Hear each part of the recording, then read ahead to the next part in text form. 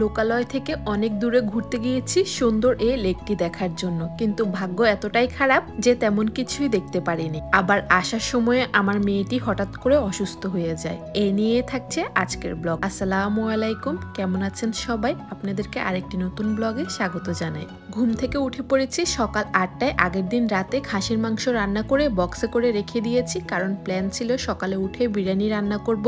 তো একটু বেশি করে মাংসটা রান্না করেছি, এর থেকে কিছু মাংস রেখে দিয়েছি, সেটা এখন রুটি দিয়ে খেয়ে বের হব। আর এদিক দিয়ে বিরিয়ানি রান্নার জন্য চালটা ধুয়ে রান্নাটা বসিয়ে দিয়েছি। আমাদের নাস্তা খেতে খেতে বিরিয়ানিটা হয়ে যাবে, তাহলে গরম গরম খাবার সঙ্গে করে নিয়ে যেতে পারবো। আর আমরা যেখানে যাব সেটা আমাদের বাসা থেকে অনেক দূর, আর এত দূরে সচরাচর হালাল খাবার তো থাক দূরের কথা, কোনো ধরনের দোকানপাটও পাওয়া খুব মুশকিল। তাই একটু সঙ্গে করে খাবার নিয়ে যাচ্ছি। আর এখানে কিছু ফল নিয়ে নিয়েছি ইনায়ার জন্য, কারণ আস্তে আস্তে অনেকটা রাত হয়ে যাবে। আর আমি এমনি একটু দূরে কোথাও যাওয়ার সময় বাসা থেকে খাবার বানিয়ে নিই, হয়তো আপনারা আগের ব্লগগুলোতে দেখতে পেয়েছেন। কারণ আপনারা তো জানেনই আমাদের এখানে হালাল খাবারটা খুঁজে পাওয়া একটু বেশি মুশকিল। তাই যখনই দূরে কোথাও যাওয়ার প্ল্যান হয় তখনই বিরিয়ানিটা রান্না করে নিই, কারণ এটা গাড়িতে বসেও খাওয়া যায়। তাই সবকিছু রেডি করে নিয়ে 2 ব্যাগ ভর্তি করে যা যা লাগবে ইনায়ার জামা কাপড় থেকে শুরু করে সবকিছু নিয়ে বের হয়ে গিয়েছি বাসা থেকে। ওকে এখন একটা কমফোর্ট ড্রেস পরিয়ে নিয়েছি, কারণ এত ঘন্টার জার্নি ভারী জামা পরালে মেয়েটা অসুস্থ হয়ে যাবে। সঙ্গে নিয়ে নিয়েছি ওর জন্মদিনের জামাটি, কারণ এই লেকটি দেখতে খুবই সুন্দর। ইচ্ছে আছে সেখানে গিয়ে জামা চেঞ্জ করে সুন্দর করে ফটোশুট করব। তারপর বাসা থেকে প্রথমে কসকোতে চলে গিয়েছি, সেখান থেকে গ্যাস নিয়ে রওনা দিব, কারণ 2-3 ঘন্টার জার্নি, এজন্য গ্যাস ফুল করে তারপরে বের হব। গ্যাস নিয়ে রওনা দিয়েছি, আর এখান থেকে যেতে প্রায় 2 ঘন্টা লাগবে। ম্যাপে শো করছে, হয়তো কিছুটা সময় এদিক ওদিক লাগবে। ও হ্যাঁ, আপনাদেরকে তো বলাই হয়নি আজকে আমরা কোথায় যাচ্ছি। আজকে আমরা যাচ্ছি ডিয়াবলো লেক, যেটা নর্থ ক্যাসকেডিয়ার মধ্যে পড়েছে। আর এটা নর্থ ক্যাসকেডিয়া ন্যাশনাল পার্কের কিছু সামনে গেলেই এই ডিয়াবলো লেকটি পাওয়া যাবে। যারা সিয়াটল ওয়াশিংটনে থাকেন তারা চাইলে ঘুরে আসতে পারেন, কারণ এই লেকের ভিউটা দেখতে এতটা সুন্দর যেটা চোখে না দেখলে বিশ্বাস করা যায় না। হয়তো আপনারা চাইলে গুগলে সার্চ করে দেখতে পাবেন, তাহলে দেখতে পাবেন এটার ভিউ কতটা সুন্দর। তো আমাদের পরিচিত যতজন আপু ভাইয়াই ছিল সবারই মোটামুটি এই জায়গায় যাওয়া হয়েছে, কিন্তু আমরা সময়ের স্বল্পতার কারণে যাব করে যাওয়াই হয়নি। আজকে দেখলাম ওয়েদারটা অনেক ভালো, তাই আমরা আজকে যাচ্ছি। এজন্যই আজকে আমাদের সফর সঙ্গী কেউ নেই। অন্যদিন হলে হয়তো আরো সাথে কয়েকজন থাকতো, সবাই মিলে জমজমাট আড্ডা গল্প করতে করতে যাওয়া যেত, কিন্তু আজকে শুধুমাত্র আমরা 3 জন। যাই হোক, এরই মাঝে প্রায় আধা ঘন্টা সময় পার করে দেওয়া হয়েছে। আর যে রাস্তা ধরে আমরা যাচ্ছি এর আশেপাশে শুধুমাত্র ফার্ম আর ফার্ম, মানে হয়তো সবজির ফার্ম, না হয় হচ্ছে গরু ছাগল ঘোড়া বেড়া এসবের ফার্ম। রাস্তার 2 ধার দেখে মনে হচ্ছে না কোনো গ্রামের ভিতর দিয়ে আমরা যাচ্ছি। আর ভিউটা এত সুন্দর যেটা হয়তো চোখে দেখলে আরেকটু বেশি ভালো লাগে। চোখের দেখায় যে সৌন্দর্যটা দেখা যায় সেটা তো আর ক্যামেরা বন্দি করা যায় না। তারপরেও চেষ্টা করেছি আপনাদের জন্য অল্প অল্প করে ক্লিপ নিয়ে আসার। আসলে রাস্তার 2 ধারের ভিউ এত ভালো এত সুন্দর ছিল যেটা আমি ভিডিও না করেই পারছি না। আর একটু ফোনের ম্যাপে খেয়াল করলে দেখতে পাবেন আমরা যে রাস্তা দিয়ে যাচ্ছি এর আশেপাশে কিন্তু একটা নদী বয়ে গেছে, যার কারণে কিছু দূর পর পরে 1-2টো ব্রিজ পড়েছে। আর চারপাশের সৌন্দর্য আসলে বলে বোঝানোর মতো না। উঁচু নিচু পাহাড় আর পাহাড়, সবকিছু সবুজের সমারোহ। যদিও 1 মাস আগে আমরা সেখানে গিয়েছিলাম, কিন্তু যদি এই সময় যাওয়া যেত, মানে অক্টোবরের সময় যাওয়া যেত, তাহলে মানে এটা সৌন্দর্যটা আরো অন্যরকম হতো।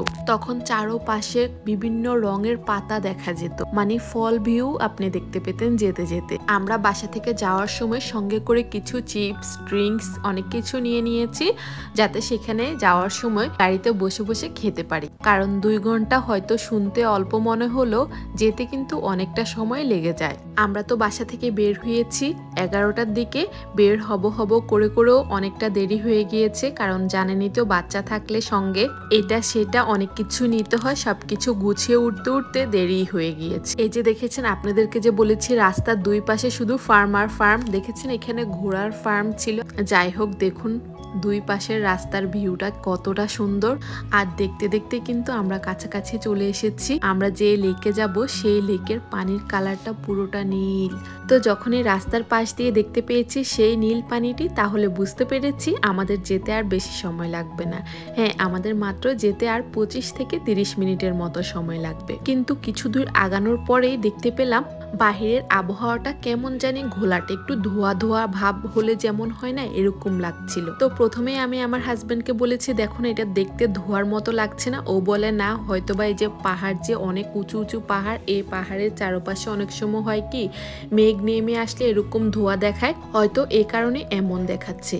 কিন্তু যতই সামনে এগোচ্ছি ততই না ধোয়ার পরিমাণটা মনে হচ্ছে বেড়ে যাচ্ছে। আর গাড়ির মধ্যেও আমি কেমন ধোয়া ধোয়া একটা গন্ধ পাচ্ছিলাম, কিন্তু আমার হাজবেন্ড বলতেছে না তোমার কাছে লাগে কোথায়, আমার তো এরকম কিছুই লাগে না।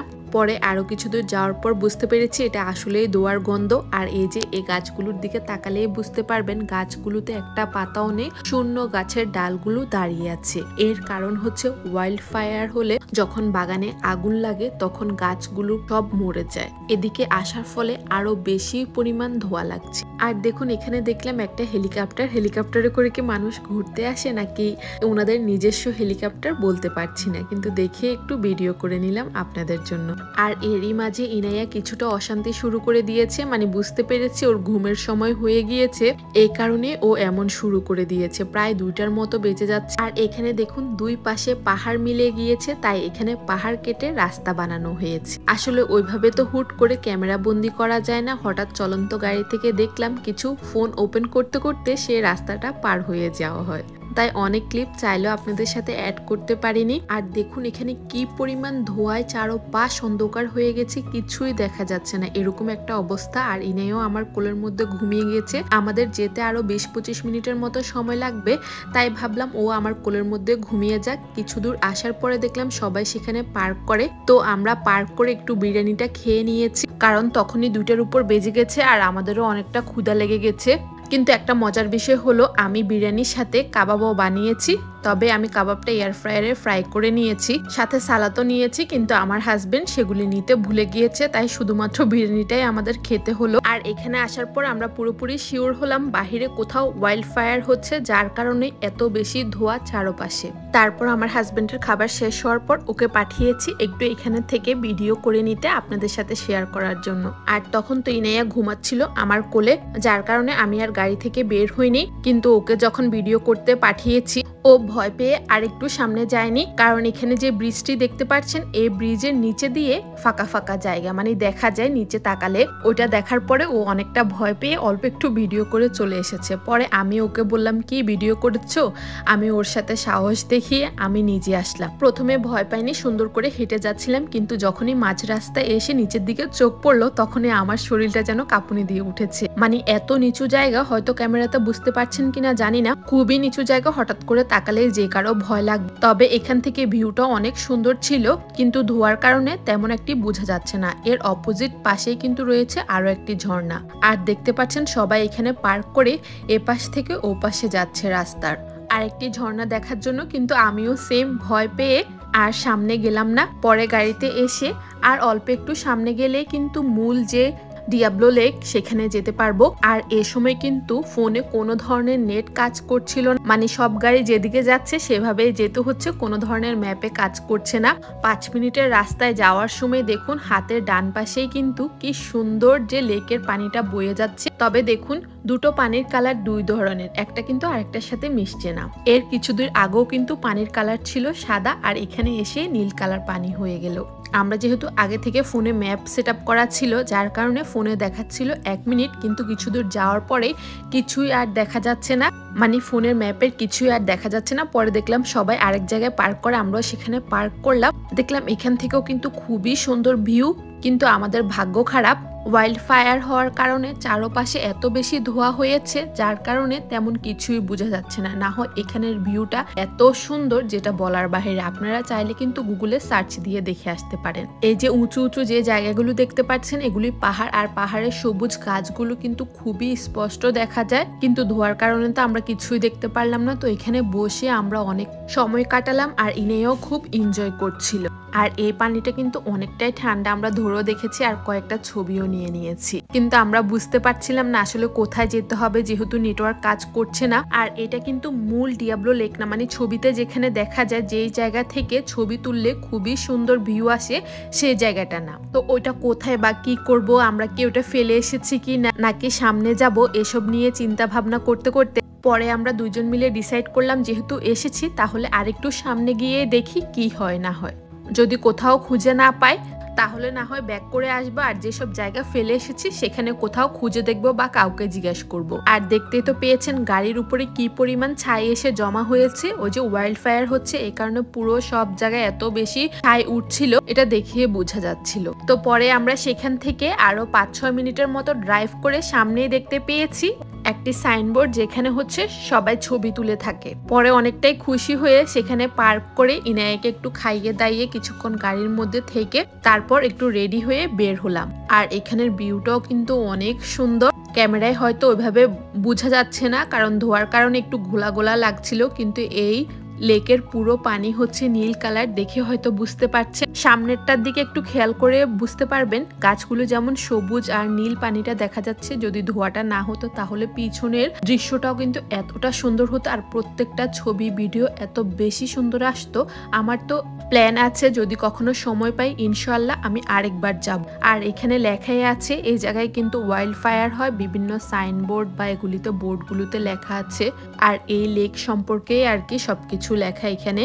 তারপর আমরা এখানে অনেকগুলো ছবি তুলে নিয়েছি আর অনেকক্ষণ এখানে বসেছিলাম, 1 ঘন্টার মতো এই জায়গায় ছিলাম। তারপর আবারও আমরা বের হয়ে গেলাম কারণ এখান থেকে আবার আমাদের বাসায় যেতে অনেকক্ষণ সময় লাগবে। আসার সময় যদিও ট্রাফিক ছিল না কিন্তু যাওয়ার সময় কিন্তু ট্রাফিক হবে, তাই আর বেশি দেরি করলাম না। আর প্রথমেই তো আপনাদেরকে বলেছি আমার মেয়ের জন্য ওর জন্মদিনের ড্রেসটা নিয়ে এসেছি, ভেবেছিলাম ওকে পরিয়ে এখানে ছবি তুলব, কিন্তু আমার হাজবেন্ড রাজি হলো না, বলে থাকুক এত ঘন্টা জার্নি করে এসেছে আর ও যেভাবে কমফোর্ট হয় সেভাবেই হাঁটা চলা করে বেড়াক।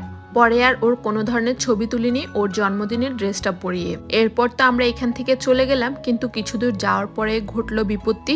আসলে পাহাড়ি রাস্তা তো বুঝতে পারছেন, রাস্তাগুলো ছিল অনেক বেশি আঁকাবাঁকা। হয়তো কিছুটা আমার হাজবেন্ড গাড়িটা জোরে চালিয়েছে, যার কারণে একটু দূর যাওয়ার পরে আমার মেয়ে হঠাৎ করে কান্নাকাটি শুরু করছিল। বুঝতে পারছি ওর অশান্তি লাগছিল, কিন্তু কিছুক্ষণের মধ্যে দেখলাম ও পুরো বমি করে আমার শরীর ওর শরীর ভাসিয়ে ফেলেছে।